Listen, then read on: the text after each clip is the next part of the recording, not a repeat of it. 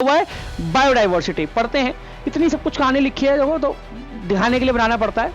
बहुत कम शब्दों में समझने की कोशिश करेंगे। लिखा है biodiversity refers to the variety of living organisms. यही इंपॉर्टेंट है। बात कर रहे हैं प्लांट स्पीशीज की, और फोना का मतलब हम बात कर रहे हैं बेटा एनिमल स्पीशीज के। किसकी? एनिमल। फ्लोरा मतलब फ्लावर से याद रखना प्लांट स्पीशीज, और फोना मतलब एनिमल स्पीशीज। जरूरी हो चुका है क्या कि हम अपने फ्लोरा एंड फोना को, अपने वाइल्ड लाइफ स्पीशीज को, अपने प्लांट स्पीशीज को क्या करें बेटा? प्रोटेक्ट करें। तो हेलो बच्चों, स्वागत है आप सभी का आपके चैनल आर्ट्स विद पंकज पे। तो क्लास 10th के स्टूडेंट्स, जैसा कि आप सभी जानते हैं कि लगातार एसएसटी से रिलेटेड आपके चैप्टर्स की वीडियोस हमारे चैनल पे आ रही है, और हमने प्रॉमिस किया है कि मिड टर्म से पहले सारे चैप्टर्स की वीडियोस अपलोड कर देंगे। तो इसी सिलसिले में ज्योग्राफी का चैप्टर 2 जिसका नाम है फॉरेस्ट एंड वाइल्ड लाइफ, इसकी शुरुआत आज हम करेंगे। बढ़िया लग रहा हूं ना एकदम, ट्राइबल कम्युनिटी का ऐसे ही। ठीक, शुरुआत करते हैं। सबसे पहली चीज देखो, फॉरेस्ट। फॉरेस्ट का मतलब होता है बेटा जंगल, जो कि आप सभी को पता है। और अगर हम वाइल्ड लाइफ की बात करें तो इसका मतलब हो गया एनिमल्स। एक तरीके से क्या हो गया? एनिमल्स। बिना आपका टाइम गवाए हम शुरुआत करेंगे अपने चैप्टर की। सबसे पहले ऊपर लिखा हुआ है बायोडाइवर्सिटी। क्या लिखा हुआ है? बायोडाइवर्सिटी। पढ़ते हैं, इतनी सब कुछ कहानी लिखी है देखो, तो दिखाने के लिए बनाना पड़ता है। बहुत कम शब्दों में समझने की कोशिश करेंगे। लिखा है biodiversity refers to the variety of living organisms. यही इंपॉर्टेंट चीज है। बायोडाइवर्सिटी का मतलब होता है एक क्षेत्र में, एक रीजन में जो वैरायटी ऑफ लिविंग ऑर्गेनिजम्स रहते हैं। प्लांट्स की बात करो, एनिमल्स की बात करो, माइक्रो ऑर्गेनिजम्स की बात करो, ठीक है, इन सभी चीजों को मिला के हम क्या बोल देते हैं? बायोडाइवर्सिटी। क्या बोल देते हैं? बायोडाइवर्सिटी। आपको पता है कि एक बायोडाइवर्सिटी में जितने भी प्लांट्स, एनिमल्स, सब कुछ होते हैं, ये सब एक दूसरे के ऊपर इंटरडिपेंडेंट एंड इंटरकनेक्टेड होते हैं, यानी कि एक दूसरे के ऊपर निर्भर और आश्रित होते हैं। और बहुत बेसिक सी चीज अगर मैं आपसे सिंपल कुछ बताऊं तो देखो, सच्चाई तो यह भी है कि आज भी 2 से 3 गुना ज्यादा स्पीशीज के बारे में हमको पता ही नहीं है। सोचो, इतना पता होने के बावजूद भी मैं क्या बोल रहा हूं कि 2 से 3 गुना स्पीशीज के बारे में आज भी टिल डेट हमारी जानकारी में नहीं है। यह अपने आप में कितनी बड़ी बात है। फिर आपका छोटा सा एक टॉपिक दे रखा है बुक के अंदर, फ्लोरा एंड फोना। फ्लोरा एंड फोना सिंपल से समझना, ज्यादा टाइम नहीं लगाना है। फ्लोरा का मतलब हम बेटा बात कर रहे हैं प्लांट स्पीशीज की, और फोना का मतलब हम बात कर रहे हैं बेटा एनिमल स्पीशीज के। किसकी? एनिमल। फ्लोरा मतलब फ्लावर से याद रखना प्लांट स्पीशीज, और फोना मतलब एनिमल स्पीशीज। लिखा है कि India is one of the world's richest country in the biological diversity, यानी भारत के अंदर हजारों लाखों की संख्या में प्लांट स्पीशीज और एनिमल स्पीशीज जो है वो पाए जाते हैं। और देखो, मैंने बोला भी यहां पे कि many unique plants and animals are found in different regions of India. Bharat के अलग अलग क्षेत्रों में जाएंगे तो हमको different types of plant varieties, different type of animal varieties, micro organisms, ये सारी चीजें मिलेंगी। ठीक, India has a vast variety of flora and fauna, much of which may still B undiscovered. Bharat के अंदर इतने ज्यादा प्रजातियां और स्पीशीज हैं कि मैंने आपको बताया ना कि 2 से 3 गुना आज भी हम ढूंढ जो है उसको पाए नहीं है। आज भी हमारे लिए वो एक रहस्य है। ठीक, लास्ट लाइन कि flora and fauna are currently under great stress due to human activities and environmental intensity.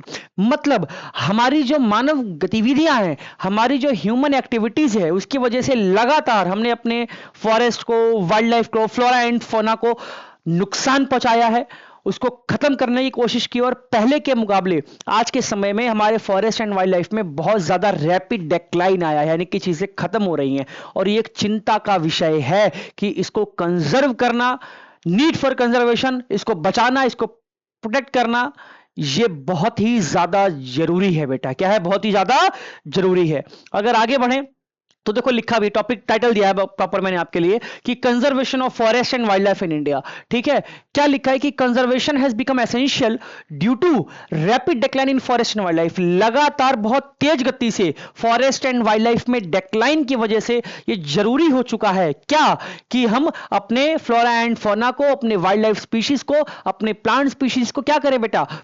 Protect करें, कंजर्व करें, क्योंकि यही तो है जो पूरे इकोलॉजिकल डाइवर्सिटी को मेंटेन करता है। भाई एक चीज बताओ, देखो इकोसिस्टम का मतलब क्या होता है? अगर एक मेंढक पॉन्ड में रह रहा है तो उसका इकोसिस्टम जो है वो पॉन्ड हुआ। अगर एक ऊंट जो है वो डेजर्ट में रह रहा है, रेगिस्तान में रह रहा है, तो उसका इकोसिस्टम वो हुआ। समझ के बात को, अगर एक जानवर जंगल में रह रहा है तो उसका इकोसिस्टम वो हुआ। तो जब ये बहुत सारे इकोसिस्टम को हम मिला देते हैं, सबके अपने अपने घरों को मिला देते हैं एक तरीके से, तो वही इकोलॉजिकल डाइवर्सिटी होता है। अगर हम नहीं बचाएंगे, आप हमारी बात करो तो भैया हमें भी जीवन जीने के लिए वाटर चाहिए, एयर चाहिए, खेती करने के लिए सॉइल चाहिए।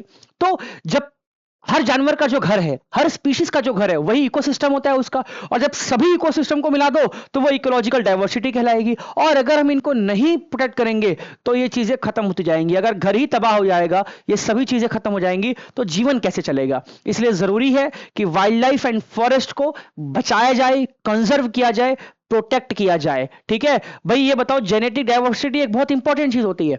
आज भी हम खेती के अंदर ट्रेडिशनल क्रॉप वैरायटीज के ऊपर डिपेंड है। हम जो गेहूं उगाते हैं, हम जो चावल उगाते हैं, हम जो मक्का उगाते हैं, हजारों सालों से हम उन्हीं बीजों को चला रहे हैं जिन्होंने आंधी तूफान सब पार्ट्स, हर क्लाइमेट, हर वेदर देख लिया है।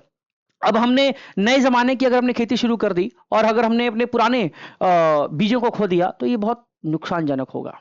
तो जाहिर सी बात है, फॉरेस्ट को, वाइल्ड लाइफ को, उनकी जीन्स को, जेनेटिक डाइवर्सिटी को बचाना भी क्या है, बहुत जरूरी है, क्योंकि तभी इकोलॉजिकल डाइवर्सिटी बचेगी और प्लांट हो, एनिमल हो या हम ह्यूमन बींग्स हो, हम सरवाइव कर सकते हैं।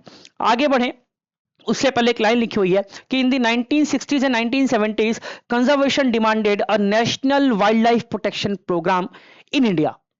मतलब क्या है कि जब इन सभी चीजों को लेकर चिंताएं बढ़ी, कंसर्न बढ़ा, तो 1960 और 70 के दशक में, 1960s एंड 70s के टाइम पर भारत सरकार द्वारा इस प्रकार के कानून बनाए गए, नियम बनाए गए, पॉलिसीज बनाई गई, जिससे फॉरेस्ट एंड वाइल्ड लाइफ को प्रोटेक्ट करने की कोशिश की गई। तो ये बेसिक सा इंट्रोडक्शन पार्ट था। आई होप आपको समझ में आया होगा। अब मिलते हैं अपने अगले लेक्चर में, तब तक के लिए वीडियो को शेयर करें, लाइक करें, चैनल को सब्सक्राइब करें। जय हिंद, जय भारत।